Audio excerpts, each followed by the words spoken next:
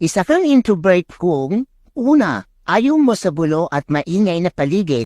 Pangalawa, hindi ka madalas lumalabas ng bahay. Saka ka lang lalabas kung may importante kang gagawin o pupuntahan. Pangatlo, gusto mo lagi mapag-isa at ayaw mo na may istorbo. Pang-apat, kaya mo makipag-socialize pero may limit. Pang-iba, kapag hindi ka komportable sa mga kasama mo, dinidistansya mo ang sarili mo sa kanila. Pang-anim, minsan naman nagiging maingay ka kapag ka-vibes mo ang mga kasama mo.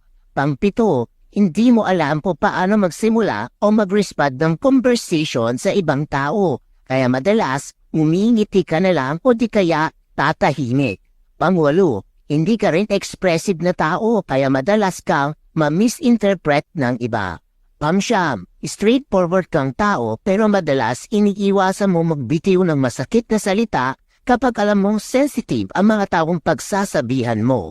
At pang-sampo, palagi kang nanonood sa mga hugot at patama reels ko araw-araw dahil alam kong relate na relate ka sa bawat upload ko.